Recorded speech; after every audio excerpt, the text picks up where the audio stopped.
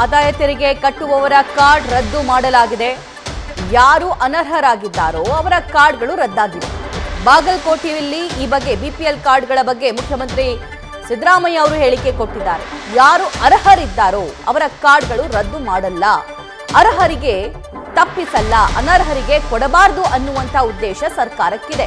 ಇನ್ನು ನಿರ್ಧಾರ ತೆಗೆದುಕೊಂಡಿಲ್ಲ, ಈ ಬಗ್ಗೆ ಫೈನಲ್ ಡಿಸಿಷನ್ ಆಗಿಲ್ಲ, ಮಾತುಕತೆ ಆಗ್ತಾ ಇದೆ ಅಷ್ಟೇ. ಬಾಗಲಕೋಟೆಯಲ್ಲಿ ಬಿಪಿಎಲ್ ಕಾರ್ಡುಗಳ ಕುರಿತಂತೆ, ಆ ರದ್ದತಿ ಕುರಿತಂತೆ ಸಿಎಂ ಸಿದ್ದರಾಮಯ್ಯ ರಿಯಾಕ್ಟ್ ಮಾಡಿದ್ದಾರೆ.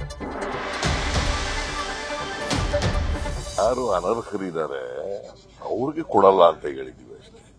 ಈಗ ನಿನಗೆ ಇನ್ಕಮ್ ಟ್ಯಾಕ್ಸ್ ಕಟ್ತಾ ಇದ್ರು ಕೊಡ್ಬೇಕಾ? ಅಲ್ಲ ಕೊಡ್ಬೇಕೇನ್ರಿ? ಸರ್ಕಾರಿ ನೌಕರರಾಗಿದ್ರು ಕೊಡ್ಬೇಕಾ? ಅಂತ್ಯವು ಮಾತ್ರ. ಅಂತ್ಯವನ್ನ ಎಪಿಎಲ್ ಕಾರ್ಡ್, ಬಿಪಿಎಲ್ ಕಾರ್ಡ್ ನಿಂದ ಎಪಿಎಲ್ ಕಾರ್ಡ್ ಮಾಡೋದು. ಇನ್ನು ಡಿಸಿಷನ್ ತಗೊಂಡಿಲ್ಲ ನಾವು. ಆತರ ಮಾಡಬಹುದು ಅಂತ ಅನ್ಕೊಂಡಿದೀನಿ ನಾನು. ಇನ್ನು ಫುಡ್ ಡಿಪಾರ್ಟ್ಮೆಂಟ್ ಇಂದ ಕ್ಯಾಬಿನೆಟ್ಗೆ ಬಂದಿಲ್ಲ, ನಂಬರ್ 1.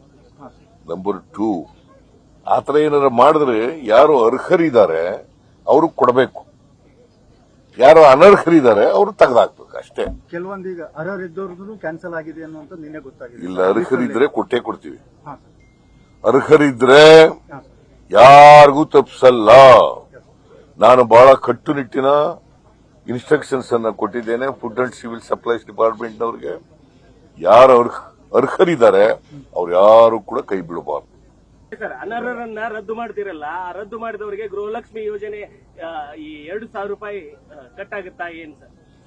ನೋಡಪ್ಪ, ಯಾರು ಈಗ ಅದಕ್ಕೆ ಬೇರೆ ಇದಿದಾವೆ, ಮಾನದಂಡಗಳಿದ್ದಾವೆ. ಯಾರಿಗೆ? ಗೃಹಲಕ್ಷ್ಮಿಗೆ.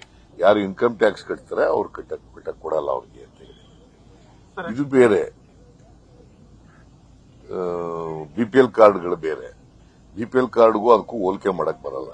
ಅರ್ಹರಿಗೆ ತಪ್ಪಿಸಲ್ಲ, ಅನರ್ಹರಿಗೆ ಕೊಡಲ್ಲ. ವೆರಿ ಸಿಂಪಲ್ ಅಲ್ಲ? ಅರ್ಹರಿಗೆ ತಪ್ಪಿಸಲ್ಲ, ಅನರ್ಹರಿಗೆ ಕೊಡಬಾರದು ಅನ್ನೋದು ನಮ್ಮ ಉದ್ದೇಶ. ನ್ಯೂಸ್ ಫಸ್ಟ್, ನಿರ್ಭೀತಿಯಿಂದ ನಿಮ್ಮ ಪರವಾಗಿ.